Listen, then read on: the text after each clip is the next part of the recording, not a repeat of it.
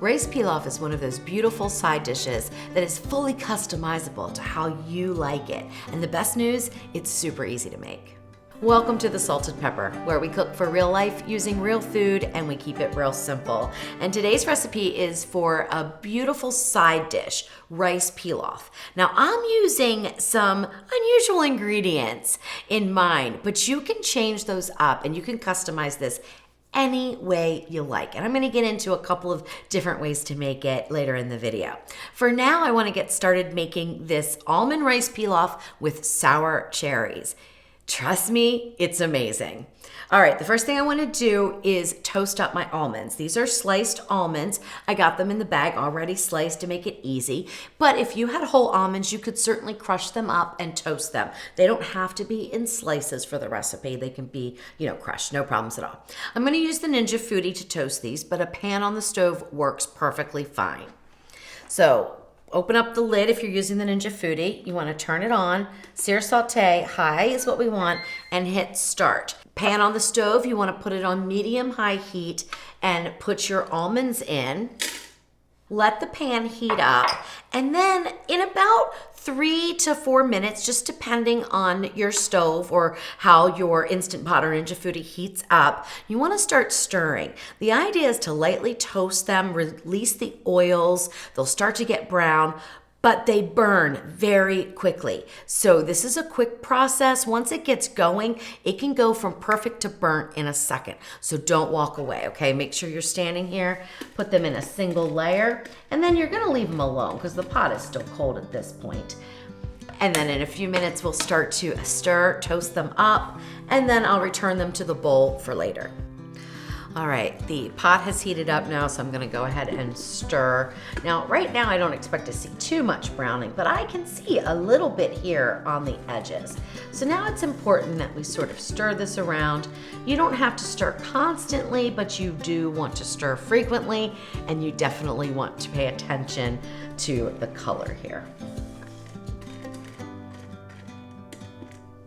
You can also start to smell the nutty aroma, and that will give you an indication that they're almost done. I'm toasting up a half of a cup of the sliced almonds, but you could use more if you wanted. If you like a really nutty rice pilaf, you could add in even a cup, no problems whatsoever.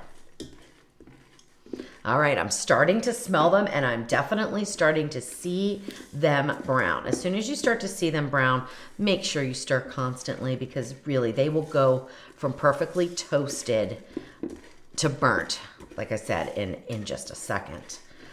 All right, that looks really good. Now I'm gonna turn the Foodi off. If you're using an electric stove or the Ninja Foodi, once you get to this point where they're pretty brown, go ahead and turn the heat off. All right, looks good. Now get them out pretty quickly and put them in a dish to cool. You don't need to clean the pot. It's perfectly fine. We're gonna move on with the recipe, but these don't go in right now. They're gonna go in a little bit later.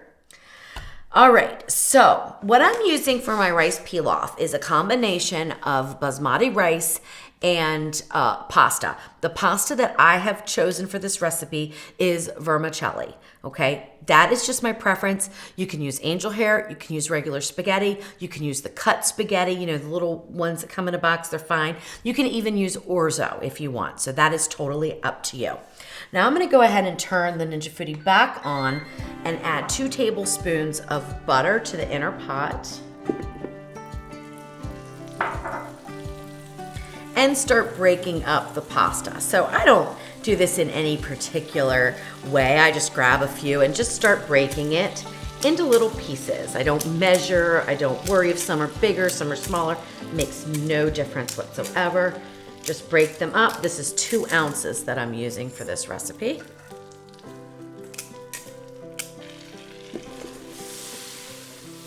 Once the butter is melted and you have most of the pasta in, you're gonna wanna turn your heat down to medium just so that we don't overcook the pasta here. The idea is just to get a little browning on it. It adds a wonderful flavor. It's just amazing. It's nice and toasted.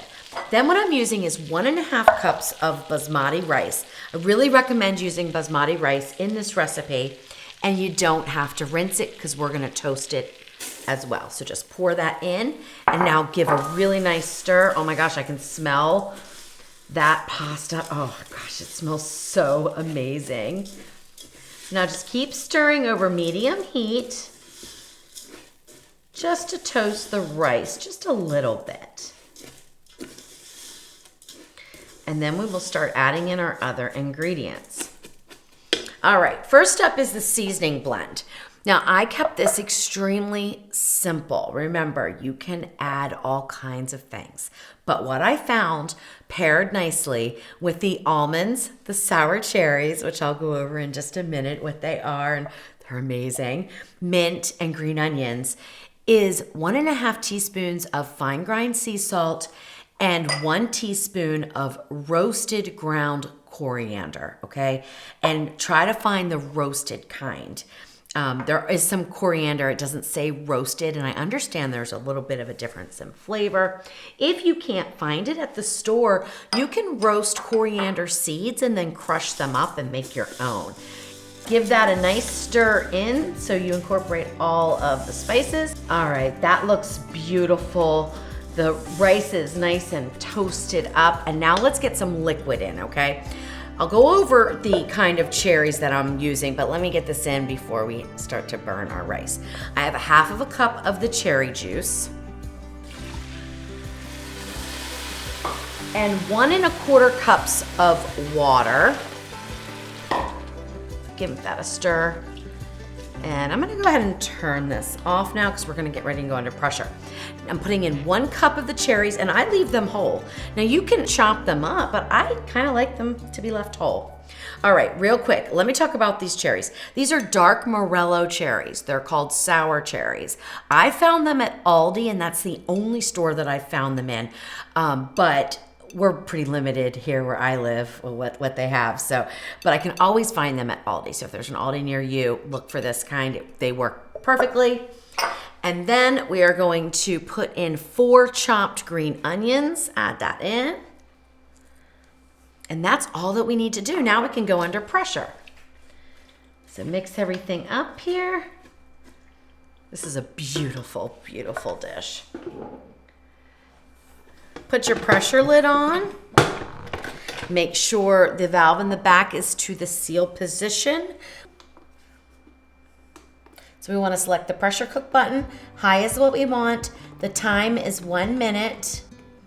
And hit start. When the 1 minute is up, we will allow the pot to naturally release for 13 minutes. That is almost a full natural release for this amount of liquid and ingredients in the pot. So if you went for a full natural release, you're perfectly fine. But 13 minutes is what I tested with the recipe, and it worked great. So 1 minute pressure cook time, 13-minute natural release. Then when we're done, we will add in the rest of the ingredients and finish up our rice pilaf. My pin dropped about 12 minutes and 20 seconds into the 13-minute natural release. Don't worry if that happens to you, but let it go the full 13 minutes, okay? When I tested the recipe before, I went 13 minutes, and when I flipped to release the pressure, there was very, very small amount left of the steam to release. So I'm not surprised that this one actually did a full pressure release before even the time is up. But the 13 minutes is important for the rice to be able to absorb all of that liquid so that you don't end up with a wet rice pilaf. Rice pilaf is supposed to be nice and light and fluffy and on the drier side so that you can see all the individual grains of rice. So make sure you go the full 13 minutes, and then you can open up the lid.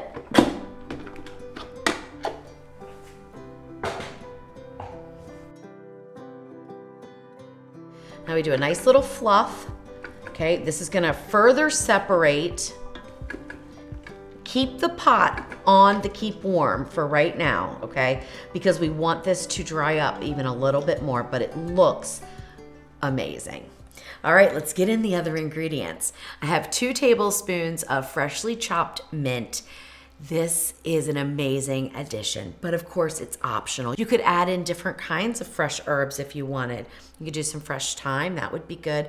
But I really like the mint with the sour cherries and the almonds.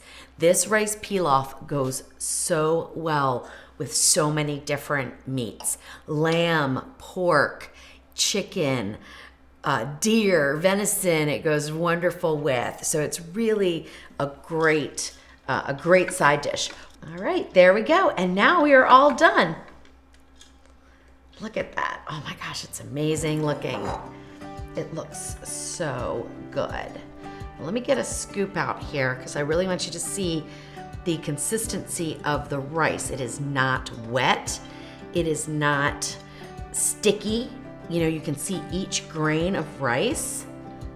It's perfect, absolutely perfect. Look, oh my gosh, it's gorgeous. I love the way the whole cherries look in this dish as well. All right, I don't need to scoop any more out for this video. Let me go ahead and get some on a plate and let's give it a taste.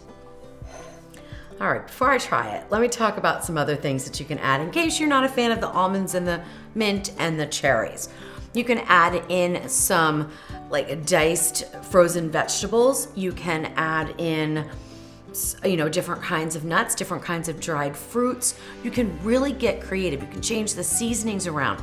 Just use the ratios of water and the liquid, okay? So if you wanted to change it up, make sure you use a total of 1 3/4 cup of liquid for the amount of rice that I used, which is 1.5 cups rice and 2 ounces of the vermicelli.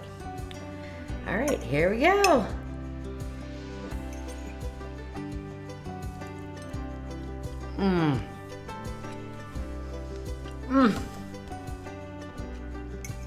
This is so good.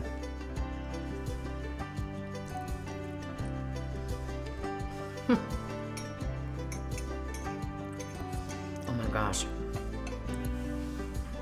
The toasted almonds with the cherries, with that little bit of mint and the roasted coriander, it is absolutely amazing.